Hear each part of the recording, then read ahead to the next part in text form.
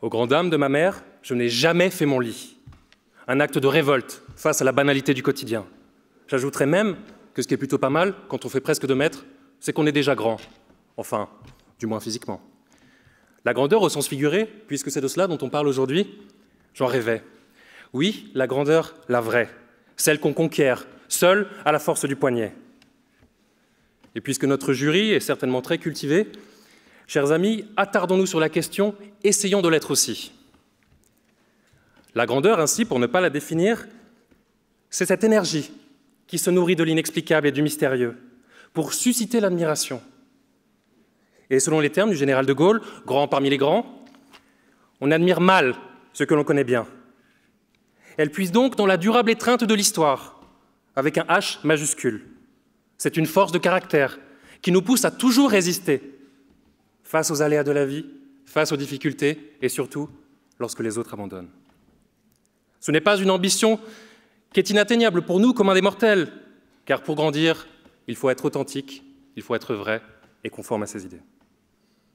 On ne naît pas grand, on le devient. Et il faut se battre pour le redevenir chaque jour. Et la grandeur, c'est avant tout cette audace, celle qui permet d'oser, oser tout et souvent n'importe quoi. Non mais regardez-moi bien. Qui aurait cru que je serais là en finale ce soir, franchement?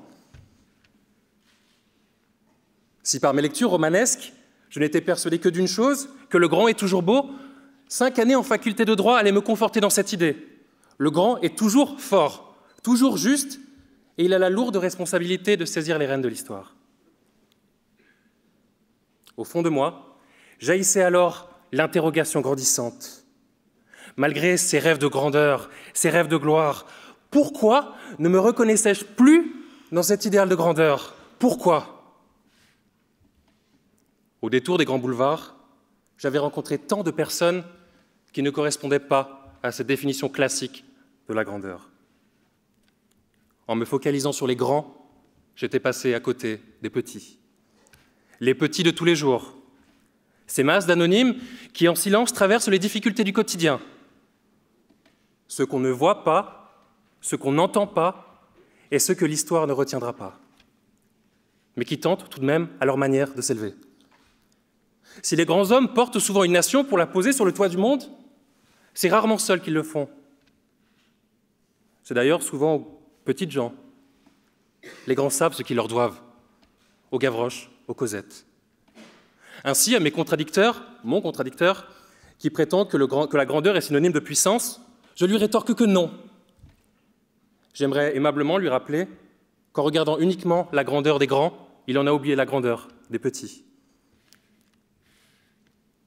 Nous sommes nombreux dans cette salle à avoir parmi nos proches des êtres admirables qui, face à des événements tragiques, n'ont rien à envier au plus grand en termes de courage. Nous avons tous à l'esprit ces personnes qui, confrontées à la maladie, font preuve d'une force de caractère confinant au respect et à l'admiration. Ou encore ces parents qui se sacrifient en travaillant dur, sans jamais goûter le fruit de leur labeur, car ils leur donnent à leurs enfants.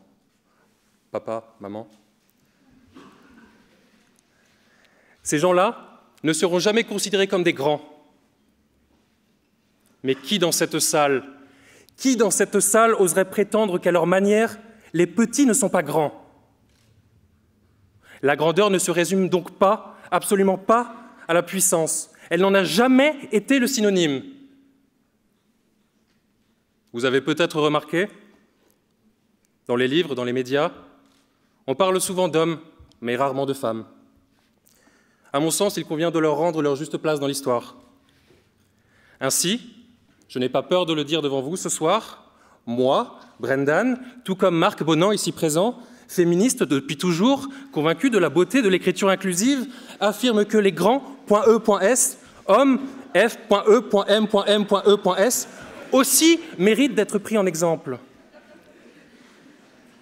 Et si je le dis devant vous, c'est avec la larme à l'œil, la gorge serrée et une vive émotion qui m'étreint le cœur. Bon, plus sérieusement, nous, les hommes, n'avons pas toujours reconnu les grandes femmes à leur juste valeur. Ces grandes femmes qui ont souvent défriché la vie aux avant-postes de l'histoire. C'est une injustice qui nous incombe à nous, parents de demain, de réparer. Chers amis, la mission est difficile, mon temps de parole est presque écoulé. Permettez-moi de vous dire ceci. Peu importe les aléas de la vie, peu importe les difficultés, cherchez toujours à être grand, cherchez toujours à vous dépasser, cherchez toujours à vous démarquer.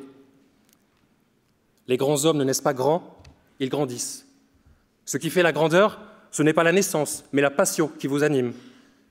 Ce qui compte, c'est la sève, pas les racines.